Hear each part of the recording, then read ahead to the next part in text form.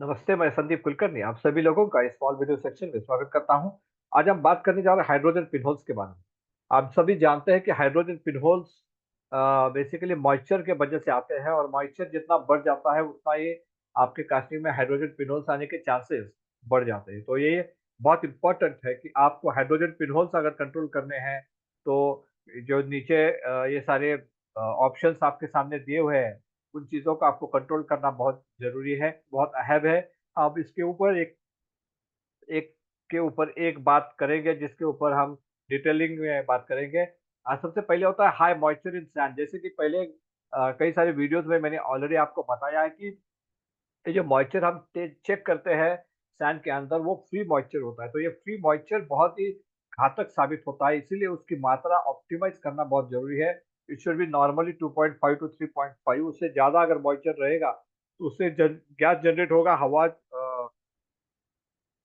और वो जो गैस है, वो गैस को निकालने के लिए आपने पर्याप्त सुविधा नहीं निकाली होती है क्योंकि आपने एक सर्टेन लिमिट को ध्यान में रखते हुए वेंटिंग आपका किया रहता है। अगर वो गैस या वो मॉइस्चर के वजह से जो हवा निकलती है, वो अगर ज़्यादा हो गई तो वो निकलने के लिए पर्याप्त साधन अवेलेबल नहीं होते हैं और इसीलिए कई बार जब मॉइस्चर बढ़ जाता है, तो हमें ब्लोहोल या हाइड्रोजन पिनहोल जैसे इश्यूज़ आ सकते हैं। होल्ड मेटल अगर मेटल आपका होल्डिंग में है, ऑक्सीडाइज़ होता है तो उसके वजह से भी आपको ये हाइड्रोजन पिनहोल्स या ब्लोहोल्स मिल जाते हैं। मॉइस्चर इन कोर तो कोर के अंदर जो मॉइस्चर है वो निकालना बहुत इम्पोर्टेंट है। कई बार ये कोर का मॉइस्चर हम नहीं निकालते हैं, कोर को हम हवा में खुले में छोड़ देते हैं और वो जो कोर जो बना होता है वो बेसिकली जो सैंड है वो हाइड्रोस्कोपिक इन नेचर होता है, तो कहीं न कहीं वो हवा में से मॉइस्चर खींच लेता है और वो जो मॉइस्चर है, जब वो हम पोरिंग करते हैं और उसके बाद जब हीट के माध्यम में आता है, हीट के संपर्क में आता है, तो वो एक गैस बाहर निकालता है। वो जो पानी की भाप होती है, वो जो भाप है, उस भाप को निकलने के लिए हमें फिर से जगह नहीं होती है, तो वो सारी चीज़ें हमें हाइड्रोजन पिनहोल्स दिलाती है। Hot core added in the mould इसी तरह अगर आपने हॉट कोर डाला है और आपका मोल्ड ठंडा है, तो कहीं न कहीं वो एक स्वेटिंग जैसा रिएक्ट करेगा, वहाँ पर एक स्वेटिंग जमा होगी और वो स्वेटिंग फिर से मॉइस्चर है और मॉइस्चर जब भी गर्म मेटल के कॉन्टैक्ट में आएगा, तो वहाँ पर भाप होना या मॉइस्चर जमा होना, हवा या गैस जमा होना, ये सारी चीज़ें स्वाभाविक है और जिसके वजह से हमें हाइड्रोजन पिनहोल्स के इश्यूज़ आ सकते हैं। Too long holding of mould mould को बहुत ज़्यादा आप रखोगे तो वहाँ पर भी चांसेस होते हैं कि कहीं न कहीं मॉइस्चर वो जो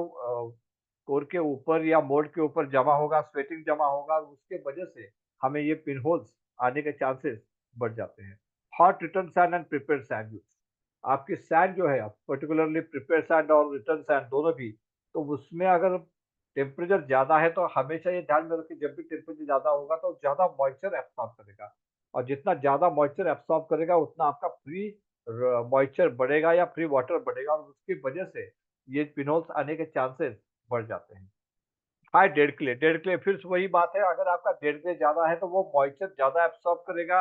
और ज़्यादा मॉइस्चर एब्सॉर्ब करने की वजह से फ्री वाटर की मात्रा बढ़ जाएगी। लो सैंड वॉल्यूम अगर आपका सैंड वॉल्यूम लो है, कम है, आप पूरी तरह ह आपका हॉपर लेवल मेंटेन नहीं करते हो तो फिर आपका रिटर्न सैंड का टेम्परेचर बढ़ेगा, आपका रिटर्न सैंड का टेम्परेचर बढ़ेगा और वही कहानी फिर से दोहराई जाएगी। आपका जो रिटर्न सैंड का टेम्परेचर ज़्यादा रहेगा तो उसके वजह से वो मॉइस्चर ज़्यादा एब्सॉर्ब करेगा और फिर से वही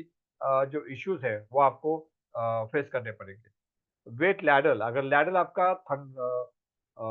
जिसमें तो पूरी तरह से आपने अगर उसे मॉइस्चर फीड नहीं किया है, गर्म नहीं किया है, तो कहीं न कहीं उसके अंदर जो मॉइस्चर है, वो बाहर आ जाता है और वो मेटल के माध्यम से फिर से आपके कास्टिंग में या मोल्ड में चला जाता है, जिसकी वजह से ब्लोहोल या पिनहोल जैसे डिफेक्ट आने के चांसेस बढ़ जाते हैं। हायर एल्यूमीनियम कंटेंट आपका अगर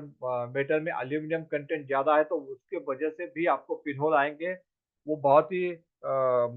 माइन्यूट या टाइनी पिनहोल्स होंगे, बहुत छोटे-छोटे पिनहोल्स होंगे, जिसके वजह से आपको वो कास्टिंग को रिजेक्ट करना पड़ता है क्योंकि आपका एल्यूमीनियम जो है, वो कहीं न कहीं ज़्यादा है। आपको अगर एल्यूमीनियम को कंट्रोल करना है, तो आपको इनकमिंग स्टेप के ऊपर ध्यान देना होगा। उसमें से मिक्स होके एल्यूमीनियम आ सकता है, सीआरसी के माध्यम से एल्यूमीनियम आ सकता है। सीआर स्क्रैप में कई बार कुछ एल्यूमीनियम के मटेरियल लगाए होते हैं, उससे आपको अलग करना बहुत ज़रूरी है, उसके वजह से आपका एल्यूमीनियम बढ़ सकता है। वेट स्क्रैप ट्यूब, अगर आपका स्क्रैप वेट है, ऑयली है, तो उसके वजह से भी आपके मेटल के